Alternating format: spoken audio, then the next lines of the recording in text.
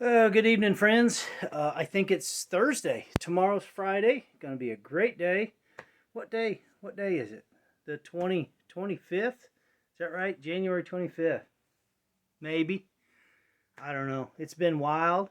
It's been good. I hope everybody's had a good start to their new year, had a good holiday, Christmas, Thanksgiving, Christmas, and then my dad's birthday, big 80, my birthday.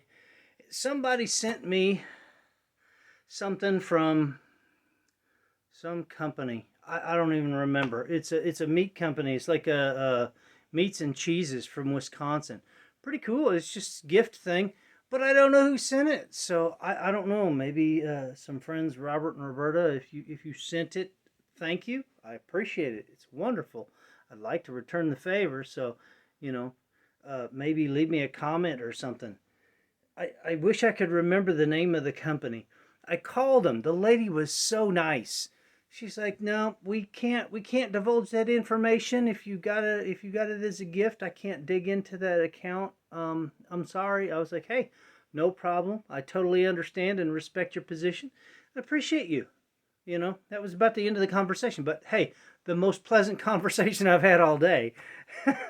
my my adjoining coworker had hip replacement, and I've been having to take care of his territory and trying to trying to get the guys, up to speed. Like, hey, we've got to maintain standards and do all this stuff, and I hate to have him do it, work, but it's kind of work that needs to be done. We point that stuff out and eliminate these defects and stuff is very important, very critical. And it's not like some of them are very important, some of them are less important, but if you make the less important things uh, um, less of a priority, then it kind of reflects upon the entire location, if you know what I mean. So, very important that we maintain a standard that's across the board, universal standard, I guess you could say. There's not one thing that should be prioritized over another, in a manner of speaking. Anyway, Christmas though, we with my crazy sister-in-law and her husband, they did this. So we kind of had a deal to where we make gifts, and this one is homemade. This is like multiple layers of epoxy resin, and it's just amazing. They've got all these shooters in there. What a waste of shooters! I'm gonna have to get my cutoff wheel out and cut these suckers out. No, I wouldn't do that. Not after all the time they spent epoxy resining this thing and then having the guys at the prison build this thing that looks really cool. They burned it all and it fits perfectly. It's just really a pleasant gift. It gives me something to put my whiskey on, which we're going to have a drink because it's freezing ass cold. I think, well, we had a kind of a bash up the other day. There's a curve and there was a load that shifted and jumped off the curve and made a hell of a mess. When I showed up, I think it was 7 below 0, something like that. I don't know. It was bad. It was bad. Of course, not the only time I've been out there in that mess. And I would like to say that not just my career here, but when I was in, playing soldier, I watched some guys change out a final drive on the back end of an Abrams tank, and they had kind of a half tent set up on this Abrams, but it was cold, man. It was like 15 below wind chills, and it was 0 degrees. It was really, really, really bad. And we was out there on Fort Riley up in the Flint Hills, and the wind was just fucking howling. And these poor bastards are out here changing this final drive in this shit. I mean, the worst conditions you can imagine. But, they did it. They did the job. I was glad I was a radio repairman, not a fucking track vehicle mechanic, if you know what I mean.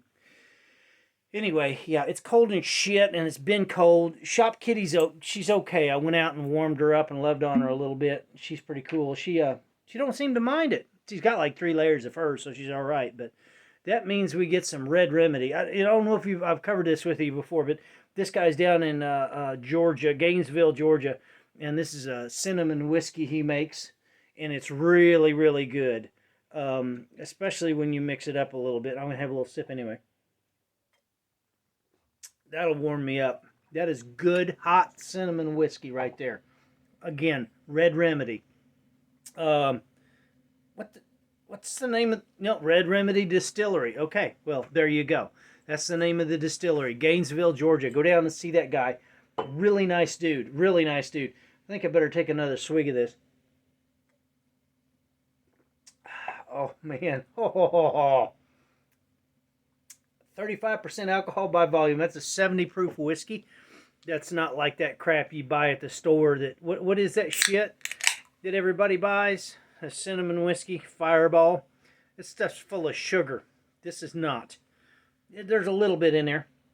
This is Northern Soda Company root beer, craft soda root beer made with cane sugar, Minnesota made.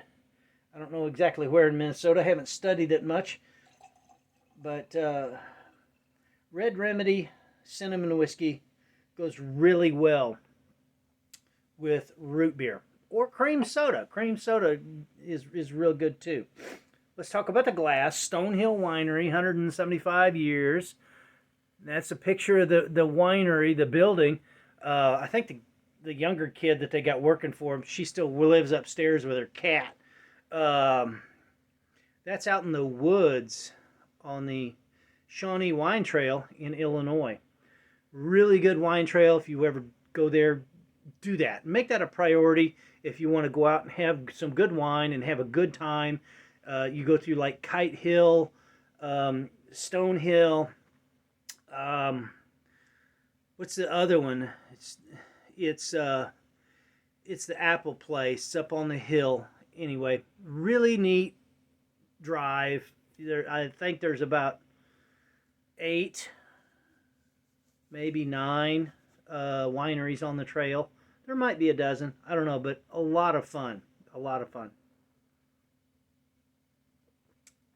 Yeah, that is really good. Really good with cream soda, by the way, too, if you want to hit it up that way. But I'm prepping for Campsite Bravo, and I got everything kind of sort of ready. I think I've got everything ready. I stopped today and got some, like, lure, stinky crap and whatever, and some fish oil and things like that. But we've got so much work we have to do. It is a mess. The critters are coming in. The predators are coming in. We've got wild dogs, coyotes, bobcats, raccoons, skunks. Geez, the skunks. Let's not talk about the skunks.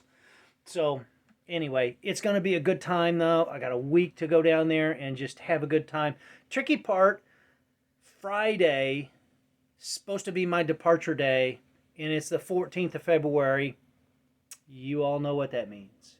So, yeah, I spent like $50 for reservations down in the stockyards in Kansas City, which, no, they don't do stockyards down there anymore. It's just called the West Bottoms, and there's no more cattle down there, but they've got the Golden Ox, maybe? I don't know. It was a steakhouse back in the day, and it still is, and they've got a brewery kind of included in the place now.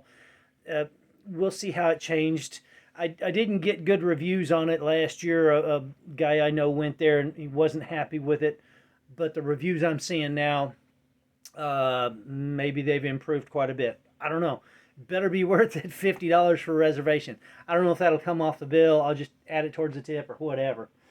But after that, maybe the next morning, maybe late that night, early morning, I'll jump in the truck and head down that way. And we'll see if we can get rid of some of this stuff. But I'll go over some of the loadout that I've got here. We'll start with the slow shooter.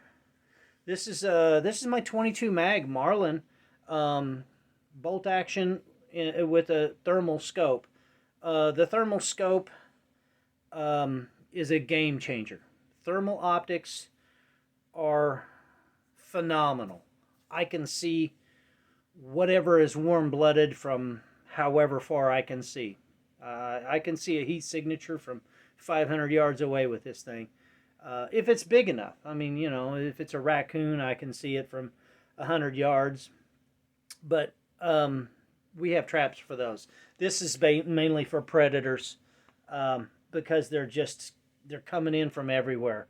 It's unbelievable when you got, and they do a lot of deer hunting on this property. So you know we have to thin out the predators, and if you want turkeys and birds, like we've got some roadrunners out there, and they're really cute as hell. I love the roadrunners, and they kill the mice and the rats and shit. But if you want turkeys and quail, and I know it's far south, but possibly pheasant, you got to get rid of the bobcats. The bobcats are really, really bad. They're very dangerous for birds. So we got a lot of predators that we got to get rid of, a large amount. Now we'll move on to the next guy. This is just a standard 22 long rifle with a cheapest scope. I thought this was my Tasco scope. It took me forever to sight this stupid thing in. It's just a pain in the butt. And this scope may have to go in the dumpster if it goes off on the way down there. If the settings on this scope jump, I'm throwing this in the trash, and I might bring my Tasco with me. The Tasco's not adjustable. It's just a straight up like a 4-power scope. But I've had it for 30 years maybe or more. It is always rock solid. This thing, it's okay. I bought this scope like 20 years ago, and if it's the one I think that I threw in the box, it may not be any good, but I don't know. It seems to be holding so far, but I'll take another one with me just in case. We'll move on to the fast shooters. This is my slowest fast shooter. This is the Western Sidewinder high pressure air rifle, pellet gun, whatever you want to call it. Removable magazine. If you've seen any of the videos that I made about this thing, you'll know I had troubles with dimensions on the magazines and got that stuff ironed out. And then it was broken. It was broken. Where the hell was it broken? Back here in the base was broke. So yeah, we've got some issues, but this thing is dead on accurate. Very dangerous. I went to sight this thing in. I put the scope on because I tried to do some other stuff with it, and I went to sight it in, and one shot, and I was like 2 inches high, and I made an adjustment. Second shot, I was 4 inches high, so I backed it down all the way, and then some where I was before. And then the third shot, I was dead center into the bullseye, and then I shot about 10 more in just to chew the bullseye up, just to make sure that I was where I wanted to be. This thing's phenomenal. I really like it. Customer service in the high pressure air pellet world is not good, but I got what I needed out of that. Got them to get me fixed up, and I'm happy with it, and I'll continue to use it. It's slow on fully automatic fire. I have a Hatsan Blitz that you can just draw a line with it, and it's super fast, but it has a trigger spring on it. This gun doesn't have a trigger spring. It's just got a valve, an air valve, so when you pull the trigger, it pops the air valve, and it's super light trigger pull on it. It's a fantastic gun. Really like it. Let's go down to the old High Point. This is actually a pistol that they made into a carbine. It's what they call a pistol caliber carbine. It is a semi-automatic gun. It takes a magazine here. Like I said, it's based on a pistol. The trigger pull is real heavy on it, but it's a really nice gun. I like it. It's not expensive. They sell one. Ruger sells one, and it's like $1,000. Well, I can buy 3 of these for what I pay for a Ruger. I got a drum for it, so there's plenty of ammo. This is a 45 ACP red dot scope, or red dot optic. Nothing special. Might get a can on it. I don't know. Does have a threaded barrel. I do like that. But yeah, good little gun. Cheap. Got a little cushion on the back. This is like spring actuated. That's kind of neat. I don't know. I saw them. I wanted one. I bought it, and I'm okay with it. I haven't put much through it, like maybe 20 rounds or so. So we'll see how that turns out. Now, let's go to the Wild Child. This is something I built several years ago. This is a 45 ACP. It's got a Magwell adapter. It takes a Heckler & Koch stick, so it's like sticks out like this. I don't like the larger capacity magazines. Optic scope, 45 ACP, longer barrel. I'd like to go down to a shorter barrel, but this thing is a little radical. When you pull the trigger on it, it's not pow, it's pow. That is no joke. Now, you could compare it to a Tommy gun that shoots probably faster, and I probably could get it to shoot faster yet if I put less powder in the cartridges and run that action a little faster. Make it super, super fast. But it is wild, unpredictable, and fun to shoot. The difference between this and a Tommy gun, this thing weighs 7 pounds. A Tommy gun weighs like 40 pounds. And if you think I'm crazy, go pick one up sometime. Go to a gun store and say, hey, I'd like to see an M1 Thompson carbine. And they hand that thing to you and you'll drop it. It's heavy. It's heavy. This thing is super light. Super light. I love it. It's great. So that's what I'm taking down. I want to do some tannerite, so I don't know if I want to do tannerite with a 22 mag or not. I might have to have something bigger, but I think I'll just stick with these 5, and we'll see how much we got to do, how much work we have to do, because there's a lot involved. We do like a day setup, and then we got to do a night hunt to try to eliminate some of these predators, because trapping a predator is just difficult, very difficult. They're really smart. They have a real great sense of smell, and they're really skittish. The cats are super skittish. You can hang a chicken in a tree, and it's hard to get a cat to come to it. I don't know why. Last year I had a call out there and had a little wiggle floppy tail, and I had a feather, and I had catnip spread everywhere. Yeah, catnip does work. Had catnip spread everywhere, and that cat came out of the woods, and I was 100 yards away, and I was like, there's the cat, and I get out of the car, get my gun ready. By the time I got the gun ready, and I had it shouldered, that cat had already merged right back into the wilderness. Came out, did a little walk by, and went right back in. So, I mean, they don't come to your bait as easily as you think they would. And we don't want to use snares, because I had like two house cats that we trapped out last year, and I had to let them go. Of course, I'm not gonna harm a house cat, but trying to get a house cat out of a foot trap or a dog proof, they're like hung up in there and screaming at you, and you gotta very gently let them off of that trap, and hope to hell that they don't claw the shit out of you. But I'm looking forward to a great time in some warmer weather. I guess Louisiana, well, whole southern coast, right? Snow, global warming.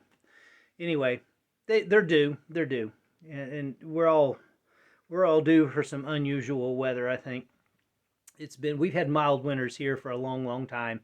I can't remember the last really, really hard winter we had, maybe 10 years ago or so. So enjoy the weather, enjoy the winter. Know that you're going to be killing some bugs, right? They're not going to have as many mosquitoes and bugs and shit crawling around. So might end up being a good spring and summer after all. And I hope you all have a good weekend. Maybe I'll catch you after I get back from Campsite Bravo. Have a good night.